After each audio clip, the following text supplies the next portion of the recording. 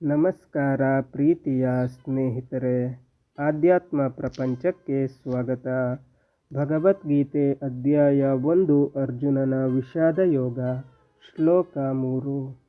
ಪಶ್ಯೈತಾಂ ಪಾಂಡುಪುತ್ರಾಣಾಮಾಚಾರ್ಯ ಮಹತೀಂ ಚಮೂಂ ಯೂಢಾಂ ದ್ರುಪದಪುತ್ರೇಣ ತವ ಶಿಷ್ಯೇಣ ಧೀಮತ.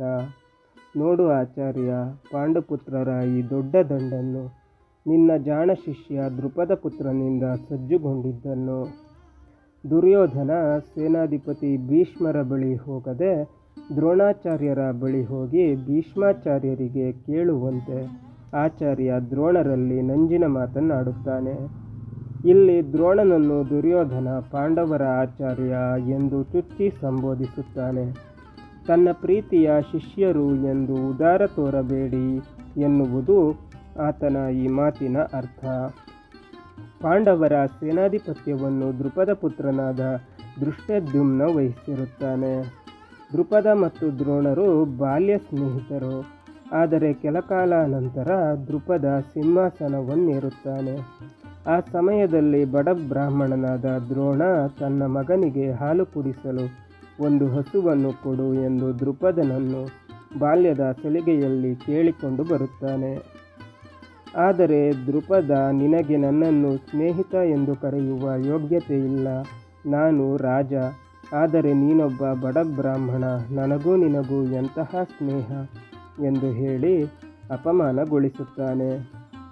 ಇದೇ ದ್ವೇಷದಿಂದ ದ್ರೋಣಾಚಾರ್ಯರು ಕೌರವ ಪಾಂಡವರ ಗುರುವಾಗಿ ಸೇರಿ ಅವರ ವಿದ್ಯಾಭ್ಯಾಸ ಮುಗಿದ ಮೇಲೆ ಪಾಂಡವರಿಂದ ದ್ರುಪದನನ್ನು ಸೆರೆ ಹಿಡಿದು ಆತನ ಅರ್ಧ ರಾಜ್ಯವನ್ನು ಕಿತ್ತುಕೊಂಡು, ಈಗ ನಾನು ನಿನಗೆ ಸಮನಾಗಿದ್ದೇನೆ, ಈಗಲಾದರೂ ನನ್ನನ್ನು ಸ್ನೇಹಿತ ಎಂದು ಒಪ್ಪಿಕೋ ಎನ್ನುತ್ತಾರೆ. ಇದೇ ಸೇಡಿನಿಂದ ದ್ರುಪದ ಒಂದು ಮಹಾಯಾಗವನ್ನು ಮಾಡಿ ದ್ರೋಣನನ್ನು ಕೊಲ್ಲಬಲ್ಲ ಮಗನನ್ನು ವರವಾಗಿ ಪಡೆದು ಆತನನ್ನು ದ್ರೋಣಾಚಾರ್ಯರಲ್ಲೇ ವಿದ್ಯಾಭ್ಯಾಸ ಮಾಡಿಸಿ ತನ್ನ ಸೇಡನ್ನು ತೀರಿಸಿಕೊಳ್ಳಲು ಕಾಯುತ್ತಿರುತ್ತಾನೆ. ಆತನೇ ದೃಷ್ಟದ್ಯುಮ್ನ, ಪಾಂಡವ ಸೇನಾಧಿಪತಿ. ದುರ್ಯೋಧನ ದ್ರೋಣನನ್ನು ಕುರಿತು, ನಿಮ್ಮ ಶಿಷ್ಯ ದ್ರುಪದ ಪುತ್ರ ಅತಿ ಹತ್ತಿರದಲ್ಲಿ ಶಿಸ್ತುಬದ್ಧವಾಗಿ ನಿರ್ಮಿಸಿರುವ ಸೇನಾ ವ್ಯೂಹವನ್ನು ನೋಡಿರಿ ಎಂದು ಕುಹಕದಿಂದ ನುಡಿಯುತ್ತಾನೆ.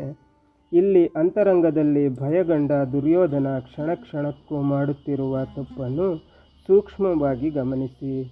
ತಾನೇ ರಾಜನಾಗಬೇಕೆಂಬ ಆಸೆ, ಅದರಿಂದ ದ್ವೇಷ, ಅದರಿಂದ ಅಸೂಯೆ, ಅದರಿಂದ ಮಾನಸಿಕ ಸ್ಥಿಮಿತ ತಪ್ಪುವಿಕೆ, ಅದರಿಂದ ಮಾಡಬಾರದ್ದನ್ನು ಮಾಡುವುದು, ಇದು ನಾವು ದೈನಂದಿನ ಜೀವನದಲ್ಲಿ ಕಾಣುವ ಅತಿ ಸಾಮಾನ್ಯ ವಿಚಾರ. ಮನುಷ್ಯ ದಾರಿ ತಪ್ಪುವ ವಿವಿಧ ಹಂತಗಳಿವು. ಶ್ಲೋಕ 4. ಅತ್ರ ಶೂರ ಮಹೇಶ್ವಾಸ ಭೀಮಾರ್ಜುನ ಸಮಾಯುಧಿ ಯುಯುಧಾನೋ ವಿರಾಟಶ್ಚ ದ್ರುಪದಶ್ಚ ಮಹಾರಥಃ. ಇಲ್ಲಿ ಎಲ್ಲರೂ ವೀರರು, ಹಿರಿಯ ಬಿಲ್ಗಾರರು. ಕಾದುವಲ್ಲಿ ಭೀಮಾರ್ಜುನರಿಗೆ ಸಾಟಿಯಾದವರು.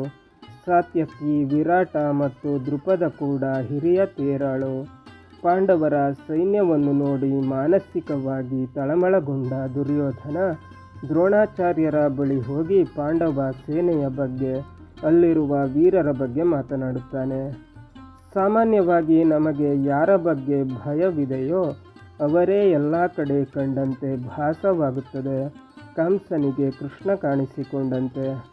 ಇದು ಮನಃಶಾಸ್ತ್ರ. ಇಲ್ಲಿ ದುರ್ಯೋಧನನಿಗೆ ಭೀಮಾರ್ಜುನರ ಭಯ.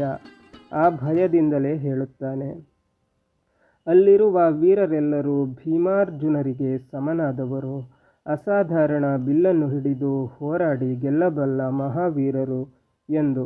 ವಾಸ್ತವವಾಗಿ ಆಗಿನ ಕಾಲದಲ್ಲಿ ಇದ್ದ ಮಹಾಬಿಲ್ಲು ಎಂದರೆ ಗಾಂಧೀವ. ಗಾಂಧೀವ ಹಿಡಿದು ಯುದ್ಧ ಮಾಡಬಲ್ಲವರೆಂದರೆ ಅರ್ಜುನ, ಭೀಮ ಮತ್ತು ಶ್ರೀಕೃಷ್ಣ. ಈ ಸಂದರ್ಭದಲ್ಲಿ ದುರ್ಯೋಧನನಿಗೆ ಪಾಂಡವರ ಪಡೆಯಲ್ಲಿನ ಮಹಾವೀರರೆಲ್ಲರೂ ಭೀಮಾರ್ಜುನರಿಗೆ ಸಮನಾದ ಬಿಲ್ಗಾರರಾಗಿ ಕಾಣುತ್ತಾರೆ. ಇದು ದುರ್ಯೋಧನನ ಮನಸ್ಥಿತಿಯನ್ನು ಹೇಳುತ್ತದೆ. ಮುಂದೆ ದುರ್ಯೋಧನ ಪಾಂಡವರ ಕಡೆಗಿನ ವೀರರ ಹೆಸರನ್ನು ಒಂದೊಂದಾಗಿ ಹೇಳಲಾರಂಭಿಸುತ್ತಾನೆ. ಸಾತ್ಯಕಿ, ವಿರಾಟ, ದ್ರುಪದರಂತಹ ಮಹಾರಥರು ಪಾಂಡವ ಸೇನೆಯಲ್ಲಿದ್ದಾರೆ ಎನ್ನುತ್ತಾನೆ. ಇಲ್ಲಿ ಈ 3 ಹೆಸರು ಬರಲು ವಿಶೇಷ ಕಾರಣವಿದೆ. ಈ ಮೂವರೂ ಕೂಡ ಕೌರವನ ಕಡೆ ಬರಬೇಕಾಗಿತ್ತು. ಜರಾಸಂಧನೊಡನಿದ್ದು ಕೃಷ್ಣನ ವಿರುದ್ಧ ಹೋರಾಡಿದ್ದ ದ್ರುಪದನನ್ನು ಹಿಂದೆ ಪಾಂಡವರು ಬಂಧಿಸಿ ಅವನ ಅರ್ಧ ರಾಜ್ಯವನ್ನು ಕಿತ್ತುಕೊಂಡು ದ್ರೋಣನಿಗೆ ಕೊಟ್ಟ ವಿಷಯ ಈ ಹಿಂದೆ ನೋಡಿದ್ದೇವೆ. ಆದರೆ ಪಾಂಡವರಿಗೆ ದ್ರೌಪದಿಯನ್ನು ಕೊಟ್ಟು ಸಂಬಂಧ ಬೆಳೆಸಿದ ದ್ರುಪದ ಪಾಂಡವರ ಪರ ನಿಂತ. ವಿರಾಟ ಈ ಹಿಂದೆ ಕೀಚಕನಿಗೆ ಹೆದರಿಕೊಂಡು ರಾಜ್ಯಭಾರ ಮಾಡುತ್ತಿದ್ದ. ಕೀಚಕನನ್ನು ಭೀಮ ಕೊಂದಿದ್ದರಿಂದ ವಿರಾಟ ಪಾಂಡವರ ಪಾಳೆಯವನ್ನು ಸೇರಿಕೊಂಡ. ಇನ್ನು ಬಲರಾಮನ ಅಣತಿಯನ್ನು ಮೀರದ ಸಾತ್ಯಕಿ. ಇಲ್ಲಿ ಬಲರಾಮ ಯುದ್ಧದಲ್ಲಿ ತಾನು ತಲೆ ಹಾಕುವುದಿಲ್ಲ ಎಂದು ತೀರ್ಥಯಾತ್ರೆಗೆ ಹೊರಟು ಹೋಗಿರುವುದರಿಂದ ಸಾತ್ಯಕಿ ಕೂಡ ಪಾಂಡವರ ಪರ ನಿಂತ. ಹೀಗೆ ಈ ಪ್ರತಿಯೊಂದು ಹೆಸರನ್ನು ತೆಗೆದು ಹೇಳುತ್ತಿರುವ ದುರ್ಯೋಧನನಿಗೆ ಅಂತರಂಗದಲ್ಲಿ ಅಯ್ಯೋ, ನನ್ನ ಕಡೆ ಇರಬೇಕಾದ ಈ ಮಹಾರಥರು ಪಾಂಡವರ ಪಕ್ಷದಲ್ಲಿದ್ದಾರಲ್ಲ ಎನ್ನುವ ನೋವಿದೆ. ಇದು ದುರ್ಯೋಧನನ ವಿಷಾದ. ಆತ ತನ್ನ ಯುದ್ಧತಂತ್ರವನ್ನು ರೂಪಿಸುವುದನ್ನು ಬಿಟ್ಟು ಇಲ್ಲಿ ತನ್ನ ಕಡೆ ಬರಬೇಕಾಗಿದ್ದವರು ಪಾಂಡವರ ಕಡೆ ಸೇರಿದ್ದಾರಲ್ಲ ಎಂದು ವಿಷಾದಿಸುವುದರಲ್ಲಿ ಕಾಲಹರಣ ಮಾಡುತ್ತಿದ್ದಾನೆ. ಇನ್ನೂ ಅನೇಕ ವೀರರ ಹೆಸರನ್ನು ದುರ್ಯೋಧನ ಪಟ್ಟಿ ಮಾಡುತ್ತಾನೆ. ಸ್ನೇಹಿತರೆ, ಭಗವದ್ಗೀತೆ ಅರ್ಜುನನ ವಿಷಾದ ಯೋಗ ಮುಂದುವರಿಯುತ್ತದೆ. ಅಲ್ಲಿಯ ತನಕ ನಮ್ಮ ಚಾನಲನ್ನು ನೋಡ್ತಾ ಇರಿ, ಶೇರ್ ಮಾಡಿ, ಸಬ್ಸ್ಕ್ರೈಬ್ ಮಾಡಿ, ಲೈಕ್, ಕಮೆಂಟ್ ಮಾಡಿ.